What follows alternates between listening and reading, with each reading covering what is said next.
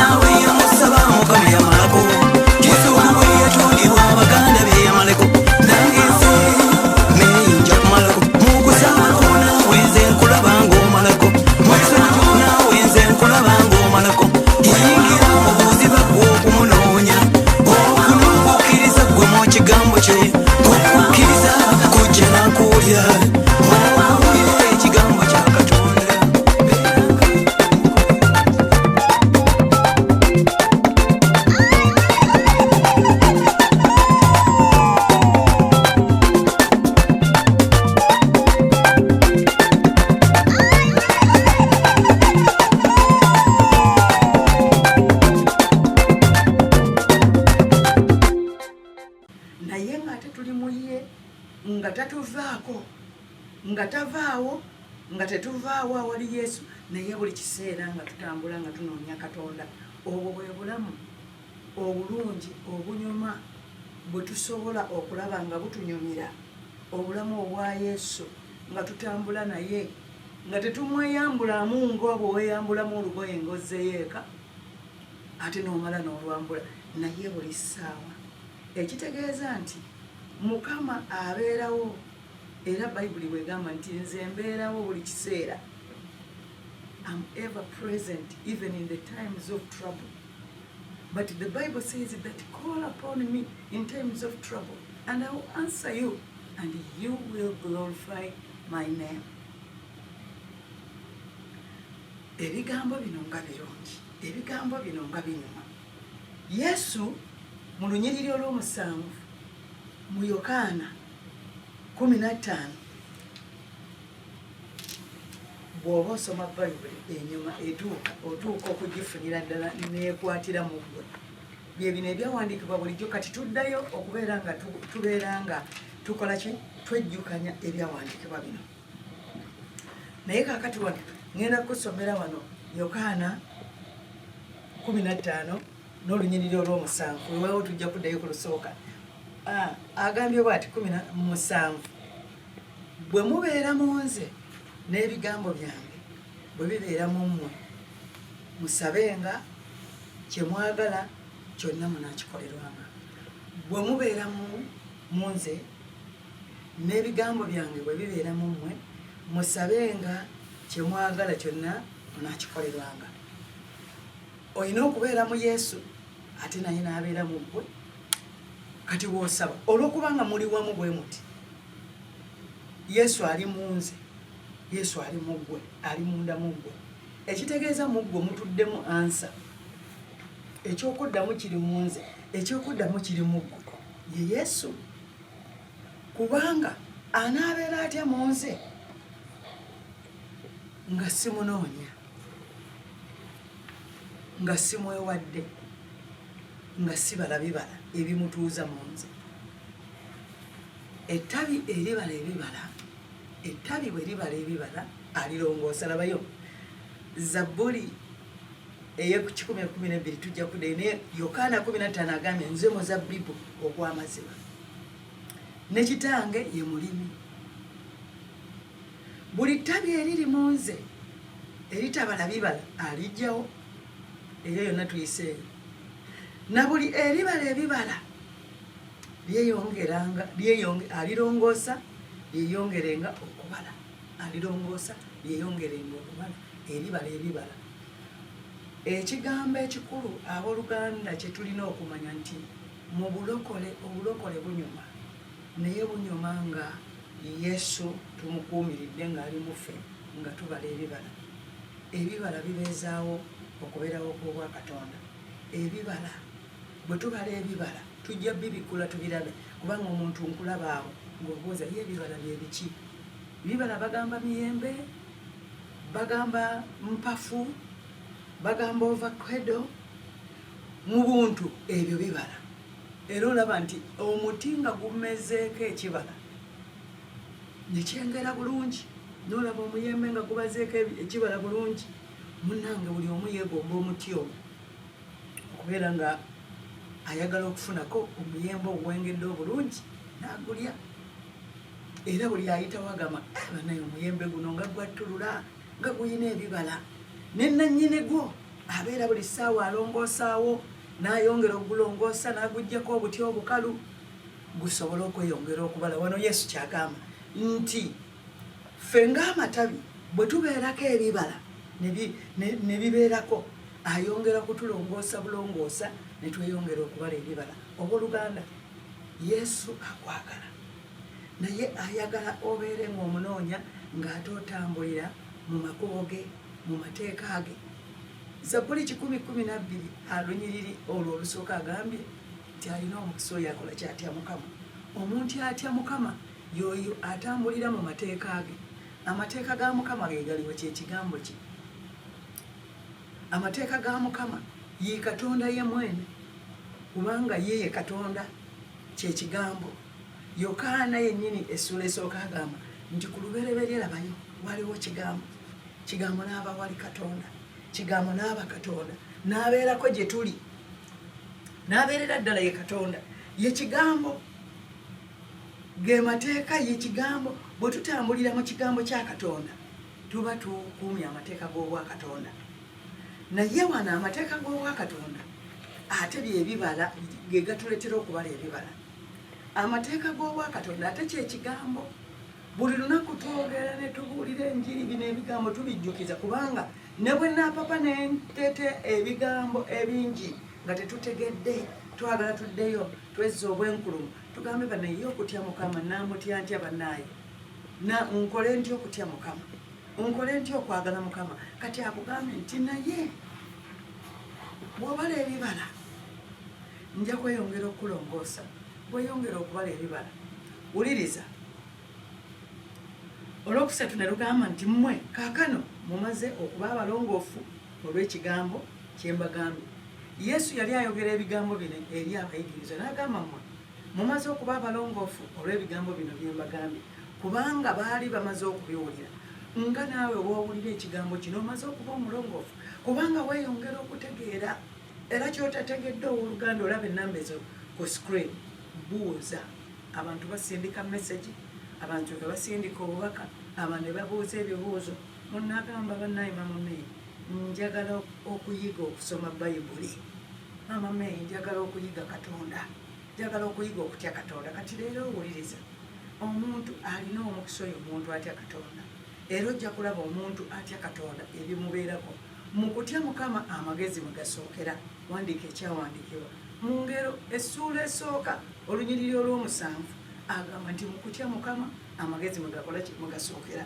Kati mu kutya Mukama oba otambulira ku mateeka g'Obwakatonda. Bwe tuba tutambulira ku mateeka g'Obwakatonda kyekigambo ye Bayibuli. Gano ge mateeka, kino kyekigambo kya Katonda. Ye Katonda mwene. Bw'oba osoma Bayibuli emisana n'ekiro n'ogirowoolezaamu n'osuubudde Mukama, by'osomye n'obitambuliramu n'obisabiramu, ekyo kye kitegeeza nti bwe mubeera mu nze, bw'obeera mu kigambo kya Katonda n'okisoma n'okirowoolezaamu n'okifumiintirizaamu, buli ky'ofumiintiriza kisigala mu ggwe, kiyingira mu ggwe ne kisigala mu ggwe, ne kikyusa endowooza zo, kikyusa endowooza zange, ne ntandika okulowoozeza mu kino ekiri muno. Ekiri muno bwe kiyingira mu nze, olaba bwe mubeera mu nze n'ebigambo byange bwe bibeera mu mmwe, buli kye musaba kinaabakolera. Bwe mubeera mu nze mu kigambo kino, nange ne mbeera mu mmwe, buli kye musaba kinaabakolera. Kyekino ekigambo kya Katonda. Ekigambo kya Katonda kino bwe tukisoma ne kibeera mu ffe, buli kimu kyonna ky'oyagala kiri muno mu Bayibuli. Muno mwe muli ansa. Era buli lw'oweewaayo okusoma Bayibuli otandika okubala ebibala. Embala y'ekyuka, okwogerako kukyuka. Lwaki? Kubanga by'osoma bikyusa endowooza yo, bigenda ku mutima gwo, ne bw'oba weebase Katonda mwene abeera mu ggwe. Okubeerawo kw'Obwakatonda kukola ki? Kubeera mu ggwe, otambula ne Katonda. Era wano we tuli nga tuyiga, ekintu ekisobola okutusumulula yeggwe, okubeera nga Mukama tomwambala bwambazi nga kooti ate ne mweyambulula, naye 24/7 nga tulina Mukama ng'ali mu ffe. Bwe mubeera mu nze n'ebigambo byange bwe bibeera mu mmwe, musabe nga kyonna kye mwetaaga kinaabakolera. Owooluganda yeggwe alina okuyimuka n'oddamu amaanyi n'otandika okunoonya Katonda. Awo oba oyagala Katonda ate naye akwagala. Nti abalinoonya balikola ki? Balindaba.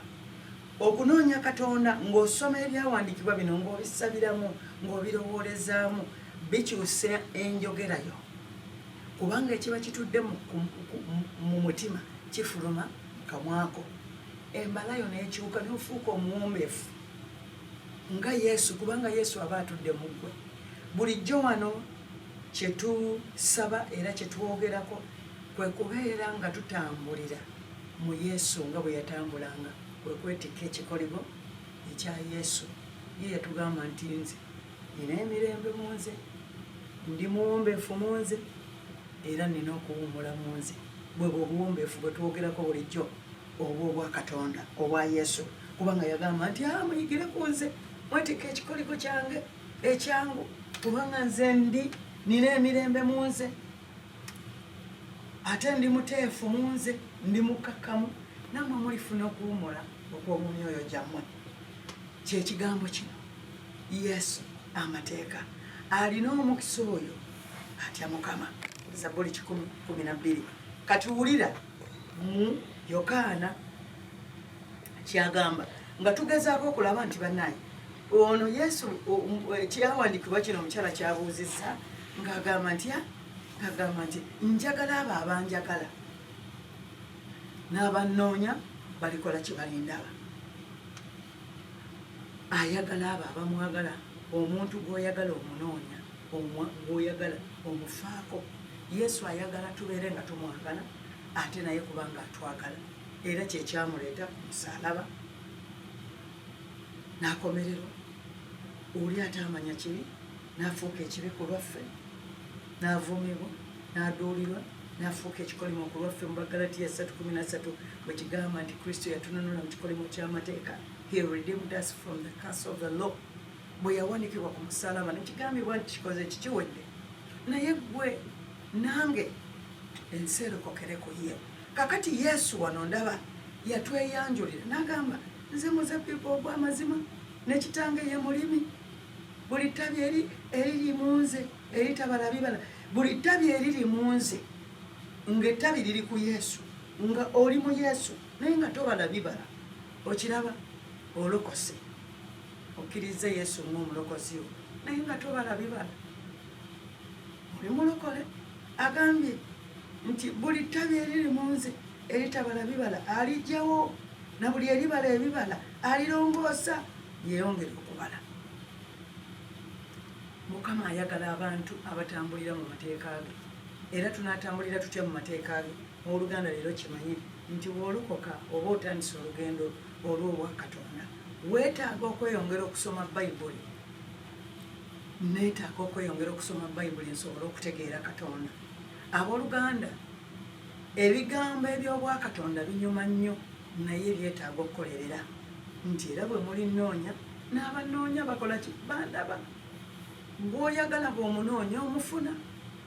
Yesu bw'oba omwagala ng'osazeewo olunaku olwaleero n'oyatula n'akamwako n'okkiriza Yesu Kristo ng'omulokozi wo, n'okkiriza nti yafa ku musaalaba n'aziikibwa nnaku 3 n'ava emagombe mu bafu, mukkiriza olunaku olwaleero.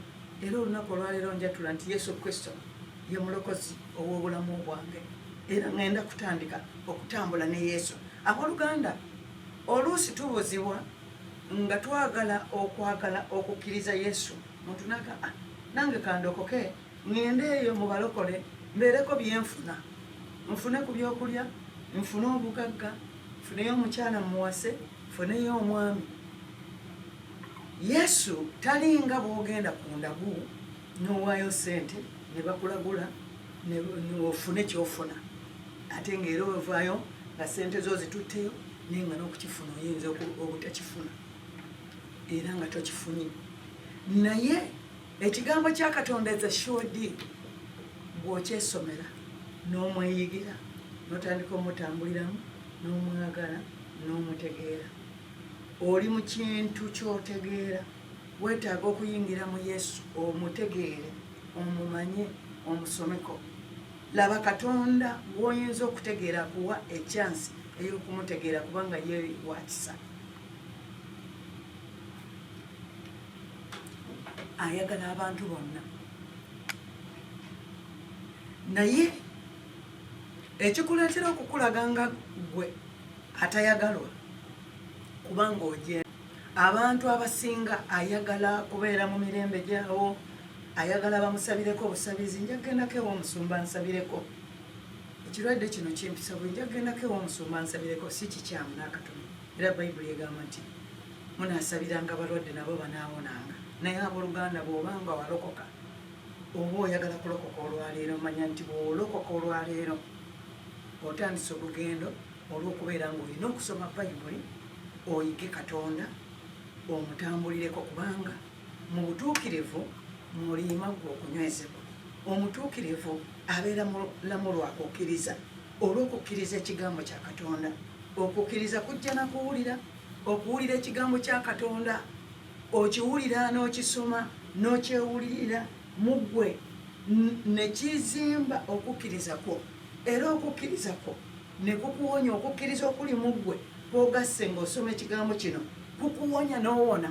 Ogenda okubeera mu nju ng'oli awo mu kubeerawo kw'obwakatonda, okedde ku nkyoba n'effamire yo mukyala n'omwami n'abaana b'omusoma bayibuli mwamusaba namusabira mu kigambo kya Katonda nga bwagambye nti bwemubeera mu nze nange bwe mbeera mu mmwe musabe kyonna kinaakola kinaabakolebwa musaba mulina kye mukkiriziganyako ne musaba ate Katonda tomusomaako busomi lwa kumufunako miyembe lwa kumufunako bugagga mukazi okuzimba nnyumba ki kumunoonya ye yennyini n'omufuula mukwano gwo biri bigenda kugoberera bugoberere timusooke munoonye obwakabaka bwa Katonda n'ebirala byonna binaakola ki binaabongezebwako abooluganda ekyama kiririddawo kutya Katonda omukisa guliriddawa mu kutya Mukama ogenda kulaba omuntu atya Mukama bw'abeera bw'oyagala Yesu oli mukwano gwa Yesu bw'oba toyagadde Yesu otemebwako si lwakubanga Yesu takwagala naye lwakuba oyagala otambulire mu bibyo ne Yesu alina byayagala otambuliremu Mukama alina engeri gy'ayagala tutambulemu ebibala eby'omwoyo omutukuvu ebyo agamba nti n'obwakabaka obw'omugulu bunaabeeranga bwaffe kubanga abooluganda mu nsi eno ejjudde ennaku era Yesu ng'ali mu nsi yagamba mu Yokaana 14 yagamba omutima gwammwe tegweraliikirira mukkirize Katonda era nange munzikirize mu nnyumba ya kitange mulimu ebifo bingi ebyokubeeramu singa tekiri bwe kityo nandibagambye kubanga ŋŋenda okubateekerateekera ebifo era obanga ŋŋenda okubateekerateekera ekifo ndikomawo nate nze mbatwale gyendi nze gyendi nange mukole kimubeereeyo era gye ŋŋenda ekkubo mulimanyi waliwo ekyawandiikibwa ekirungi ennyo kye era kyembadde njagala naye oyo ye Yesu nti omutima gwammwe tegukola ki tegweraliikirira kyo kyekikulu nti ye Yesu okwagala kwe ayagala tuleme okweraliikirira naye lwaki tweraliikirira okweraliikirira okusinga kuva mu kutya ate era lwaki tutya kubanga okutya kujja olw'okubanga tetwekakasa lwaki tuba tetwekakasa olw'okubanga ekigambo kya Katonda bw'oba toyagadde kukisoma oyagala bakusomere busomezi ne bwogenda mu kyaki oyagala ogenda omusumba yaba akusomera ebyawandiikibwa abantu abamu abeerawo bubeezi kuwulira njiri nagamba musumba wange abuulira kirungi era kituufu naye gwe oliriddawa weetaaga okusoma ekigambo kya Katonda musumba waali Katonda yamuyita okukukulembera okukulidinga okukuyigiriza okusoma bayibuli n'okukuzzaamu amaanyi naye olina okubeera nga otandika okutegeera Katonda okumwagala okumuwa obudde okumusomako osoma bayibuli ku nkya emisana ekiro bayibuli etugambye nti ekigambo kya Katonda ddagala kiringa akakerenda omusawo akugamba nti kamu emirundi 3 n'okeera ku nkya n'okamira kubanga oyagala okuwona n'emisana awo n'okamira kubanga oyagala okuwona n'ekiro n'omira kubanga oyagala okuwona ekigambo kya Katonda ddagala kitwale ng'akakerenda owooluganda naye ebiseera ebisinga twagala nnyo babeere nga buli kimu omusumba yatukolera ajja kutusomera bayibuli ajja kunsabirako omusumba twagamba omusumba tetugenda kufuula baweereza ba Mukama nga basawo baganga weetuukire owooluganda olwaleero ekyama kiri mu kutya Katonda weetuukire obeere nga ali ku self service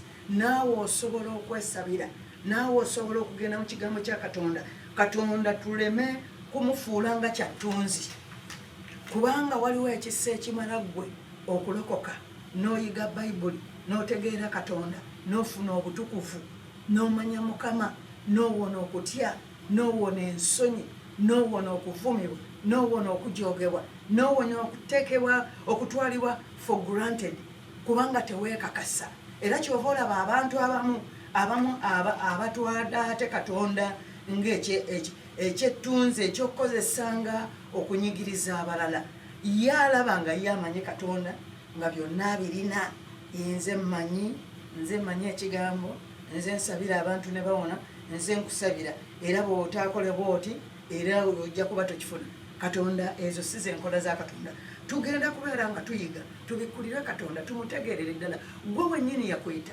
akwagala nga bw'oli agambye nti njagala abo abanjagala lwaki bw'oba oyagala Katonda era oba muwulize gy'ali kati obuwulize buliriddawo akugamba soma nno bayibuli n'ekigambo kino ekyamateeka kireme kuva mu kamwako kisome ng'okirowoolezengamu emisana n'ekiro wandiika Yoswa 1:8 era gisome naye nga tetunnaba kweyongerayo nnyo kino kigambo kitegeeza nti Katonda akwagala tomuvaako naye tagenda kuvaako ye atugamba nti nze nno mbeerawo Mukama atwagala tumwagale 24/7 the presence of God. We need the presence of God in everything we do, even in trouble, even in problems. Ebintu nga bikyuse mu kukaaba bwe mbeera bwe ziba zikyuse nga waliwo ebizibu ofuna akadde n'ojjukira nti Katonda ekyawandiikibwa onoobitegeera otya ye nga tobisomye ekyawandiikibwa kigamba nti nze mbeerawo ne mu biseera ebyokulaba ennaku mbeerawo naye omutawaana we guli ebiseera eby'ennaku bwe bijja ffe tulowooza nti Katonda ali wala naye agamba ndi awo kumpi wooli singa otwala ekiseera n'omanya nti Katonda waali awo kumpi naawe n'omala omulowoozaako bw'oti ng'oli mu biseera eby'ennaku agamba nze wendi singa omanya